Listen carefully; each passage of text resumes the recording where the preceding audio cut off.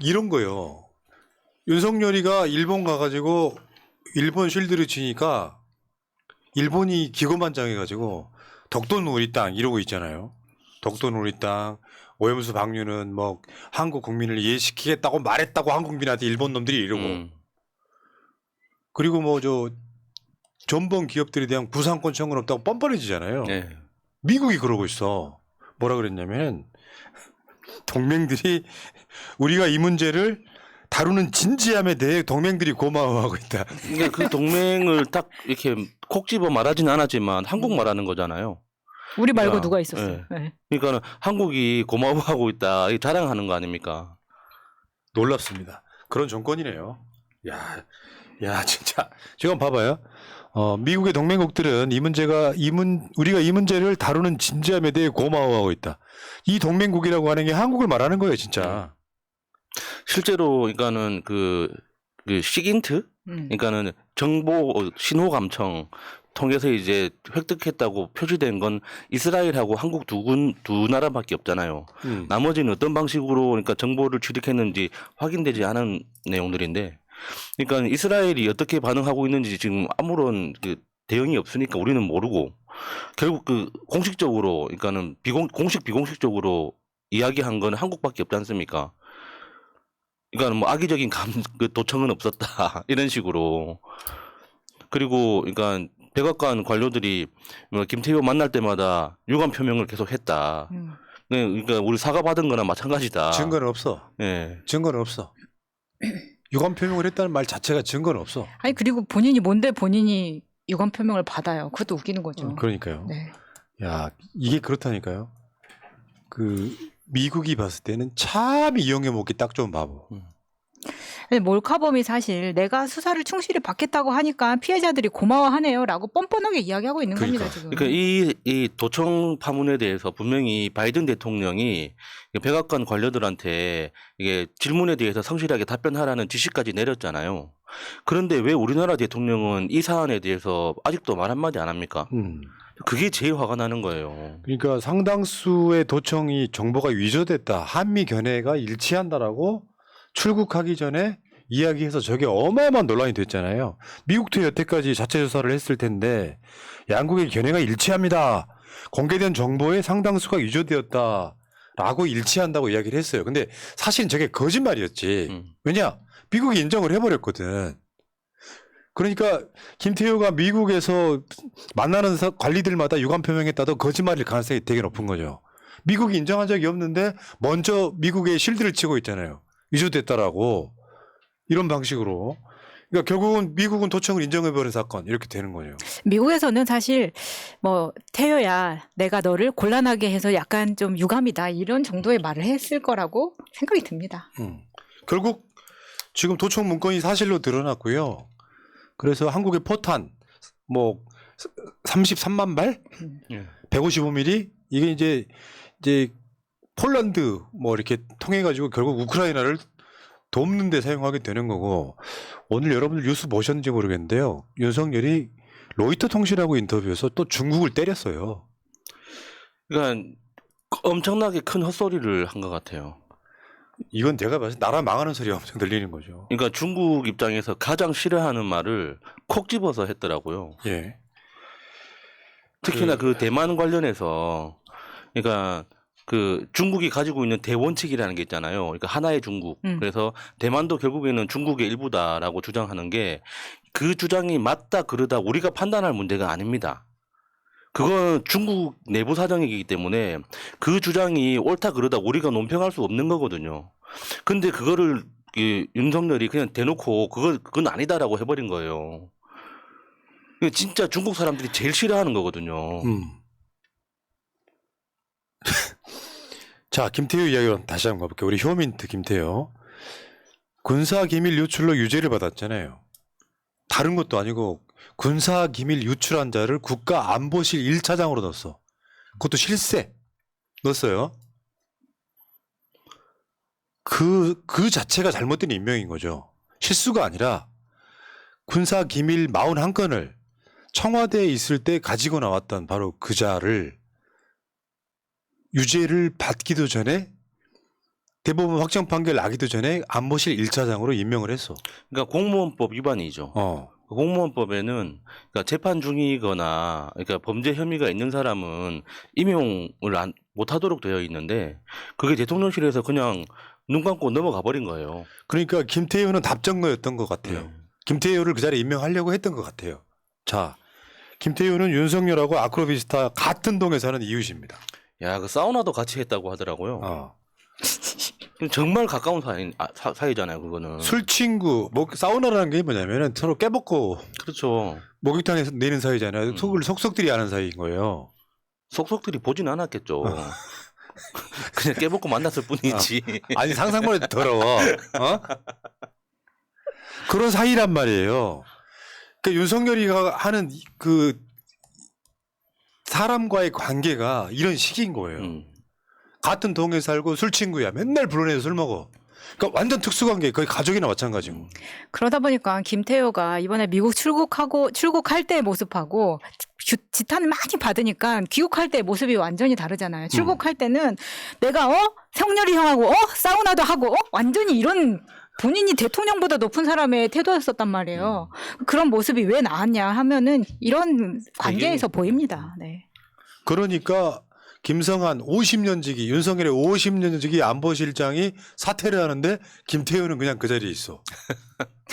놀랍지 않아요? 그게 검찰 시스템 돌아가는 거랑 비슷하다는 생각이 들더라고요. 왜냐하면 검찰은 무조건 뭐 불기소 세트를 만들어준다거나 아무리 성범죄를 저질러도 기소율이 0.38이라던가 이런 식으로 지금까지 검찰 시스템에 올라왔던 검찰총장 시절에 특히 윤석열이 있을 때 그거랑 똑같다고 생각이 듭니다. 무조건 검찰이면 다 봐주고 일단 김태효는 이 자리에 있어야 되기 때문에 어떤 범죄를 저질러도 봐주고 있는 거예요. 예. 그래서 나오는 말이 외교 대통령은 김태효래요. 그러니까 이 정부의 특징인 것 같아요. 그러니까는 그 실제 가지고 있는 직책하고 실제 권한이 일치하지가 않아요. 그러니까 그 안보실 1차장이면 안보실장이 따로 있다는 뜻이잖아요. 근데 실제로 실세는 넘버 3처럼 행세하지 않습니까? 대통령실 전체 넘버 3처럼. 그러니까 이명박 때도 그런 뭐 왕차관이라는 말이 있었지 않습니까? 그러니까 실제로 자기가 가지고 있는 지위하고 권한이 일치하지 않는 이상한 기현상이 있는 거죠. 그 외교 대통령이 김태효란 말이 나올 정도면은 김태효가 사실상 외교를 주무른다. 윤석열은 허수아비다. 바지다. 이런 결론이 가능하고요. 저번에 우리가 김태우는 스파이로 의심된다라고 하면서 만들어진 시청자 여러분이 만들어준 별명이 휴민트. 휴민트는 다른 나라의 정보를 취합할 때 사람을 통해서 얻는 정보. 북한의 정보를 가장 많이 얻는 게 휴민트. 북한에 있는 사람들을 탈북자 등을 이용해서 직접 정보를 듣는 거. 그게 휴민트고 북한에서 어민들이 16명을 살해했을 때 가장 중요하게 작동했던 게 휴민트라고 하잖아요. 북한 사람이 직접 한국에 있는 누군가한테 알려주는 게 휴민트인데 김태효의 효자를 따서 효민트 그 얘기를 좀 더 해보려고 그래요. 근데 효민트는 먼저 이름이 너무 상큼한 것 같아서 좀 아까워요. 귀엽지. 효민트가. 참. 근데 이게 이제 한 번 언급은 하고 지나갔습니다만 한 번 더 돌이켜볼 필요가 있어요. 왜 이 사람이 휴민트 스파이의 의심을 받는지 한번 다른 면에서 볼게요. 낙하손해라고 들어본 적 있어요? 낙하손해? 귀에 많이 익은 이름이에요. 우리 어렸을 때는 낙하손해가 일본 수상이 영원할 줄 알았던 사람이에요. 낙하손해. 사진 지금 보여드릴게요. 저게 지금 낙하손해가 레이건하고 서로 그 방미해가지고 기자회견하는 장면이에요. 낙하손해. 낙하손해 죽은 지 얼마 안 됐거든요. 100살을 넘게 살았어, 저 사람이. 대단한 사람이에요. 저 낙하손해인데 낙하손해가 죽은 게 2019년에 죽었습니다. 향년 110세.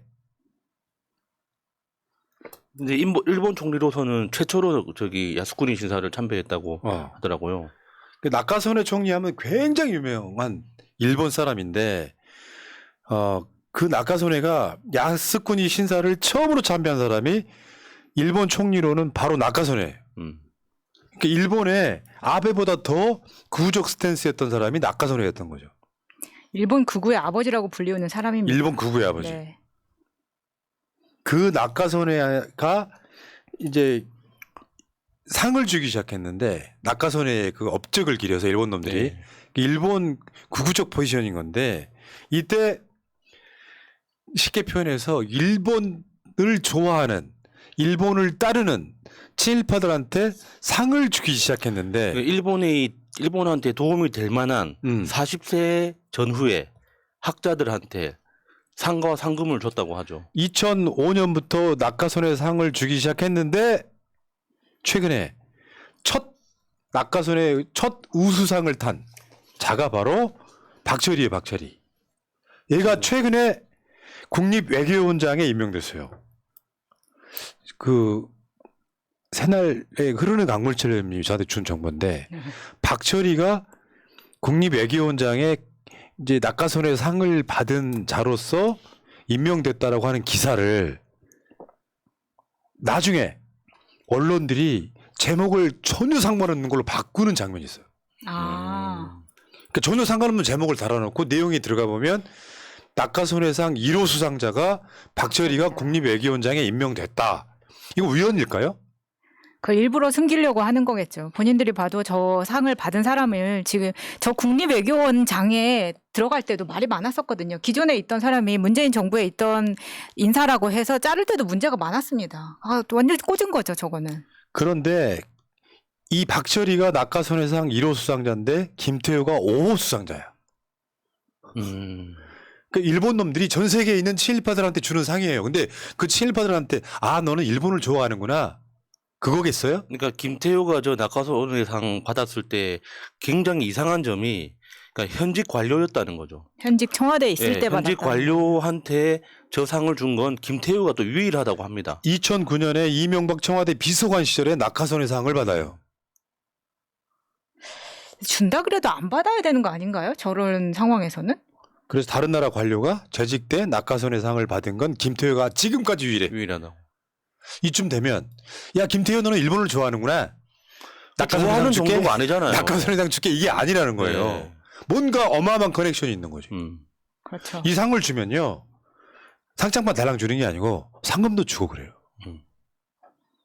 그러니까 저는 자꾸 이게 음모론 같은 상상을 하게 되더라고요. 그러니까 그 한일 정상회담하고 와가지고 이 윤석열 대통령실에서 얘기했던 것 중에 하나가 무슨 뭐 반도체 클러스터 만들어가지고 거기에 일본 기업을 유치하겠다 그런 헛소리를 했잖아요. 근데 그게 일본 자위대가 한국에 상륙할 수 있는 어떤 이유를 만들어 주려고 하는 건가? 그러니까 일종의 공식적인 일본인 어떤 지역구 같은 걸 작게 만들어줘서 일본 국민을 직접 보호할 수밖에 없다는 명분을 주려고 하는 건가? 그러니까 김태효의 과거와 윤석열의 지금 하는 말들을 계속 이렇게 대씹어 보면 자꾸 그 이상한 그런 상상을 하게 되더라고요. 무섭지 않습니까? 그러니까 저런 사람들이 대통령실 핵심 참모라는 게. 도청 장치가 필요 없지. 사실은 중요한 정책 결정은 윤석열이 용산 대통령실에서 김태효를 하루에도 5-6번씩 독대한다는 사이. 그러니까 말하자면은 문고리 권력인 거지. 대통령실에 무시로 들락거릴 수 있는 거의 유일한 사람.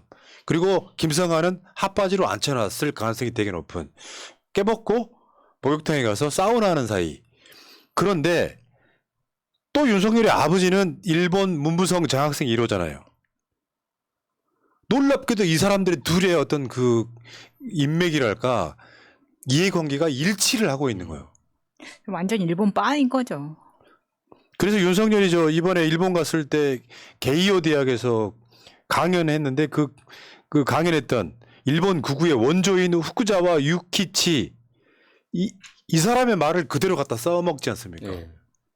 그러면 이게 서로 간에 친일파라는 걸 모르고 만난 관계가 아니라 최소한 서로는 친일파 일본을 최소한 아주 보수적으로 해석해도 일본을 무지무지하게 좋아하는 두 사람이 만난 거예요. 그러니까 서로가 그걸 알고 상대방이 일본을 그렇게 굉장히 좋아하고 극진하게 모시고 싶어 한다는 걸 서로 알고 이해한 상태에서 만났다는 거잖아요. 여기 한 발짝 더 들어가 볼까요?